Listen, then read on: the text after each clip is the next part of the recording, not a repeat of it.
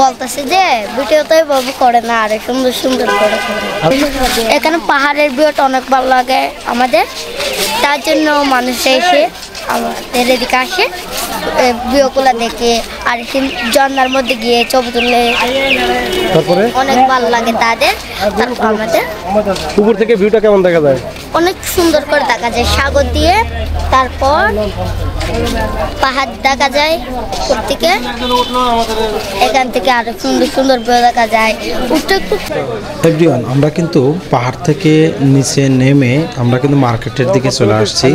তো এখানে মার্কেটে কিন্তু অনেক ধরনের জিনিস পাওয়া যাচ্ছে। এখানে বেশিরভাগ পাওয়া যায় সানগ্লাস, কারণ সমুদ্র সৈকতে মানুষ যখন ঘুরতে আসে তখন সানগ্লাস বেশি চোখে পড়ে। আর এটা সামনে থেকে কিন্তু এর একটি মাঠ দেখা যাচ্ছে, আর এই মাঠের হচ্ছে এই পাশ থেকে এদিক থেকে আমরা যাচ্ছি।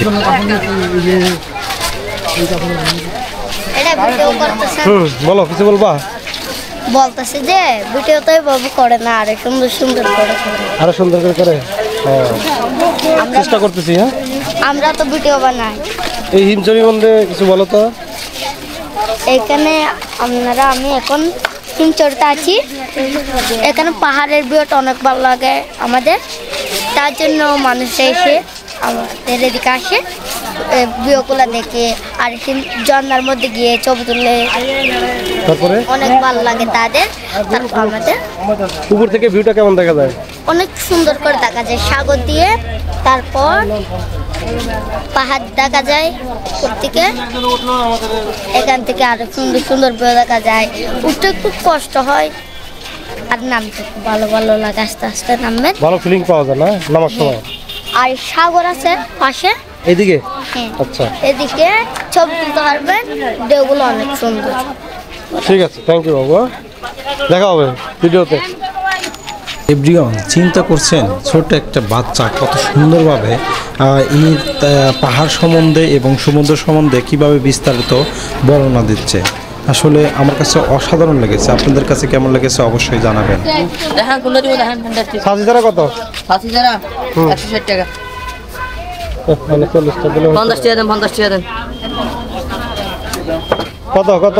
120 টাকা, 140 টাকা। সাজি হে সব তো শেষ করে দিলাম। হ্যাঁ, 20 টাকা পানি ফেলাইছো, 20 টাকা কম পাইবা। ও 20 টাকা পানি ফেলাই দিলাম। কই কই স্টক কই? মুখ দিয়ে গায়ে এলান একটা টাকা স্টো লাগে দেন, একটা একটা কথা। হ্যাঁ, দেখতে পারলেন ডাবের রাজ্যে এসেও আমরা কিন্তু 130 টাকা 40 টাকা করে ডাব কিন্তু আপনারা এখানে দাম শুনলেন।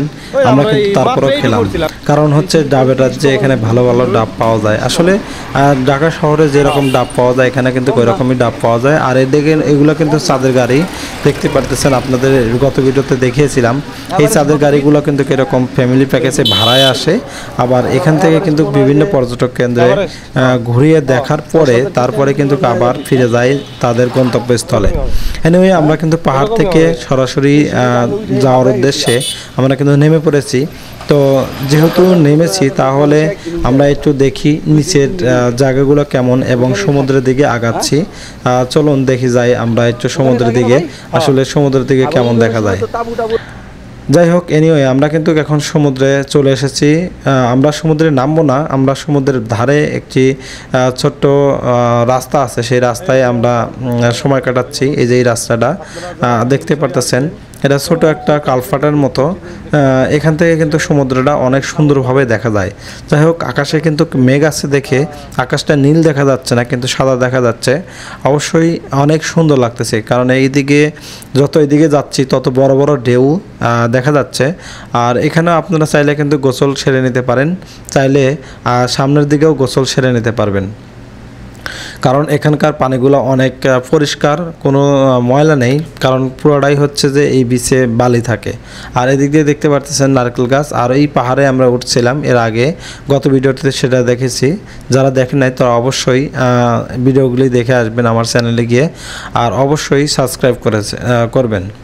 আর যারা সাবস্ক্রাইব করেছেন তাদেরকে থ্যাংক ইউ সো মাচ। আমরা কিন্তু পরপর ভিডিও দিতেই থাকবো, আপনারা অবশ্যই চ্যানেলটি সাবস্ক্রাইব করে আমাদের সঙ্গে থাকার চেষ্টা করবেন, যাতে প্রত্যেকটা ভিডিওই আপনারা দেখতে পান।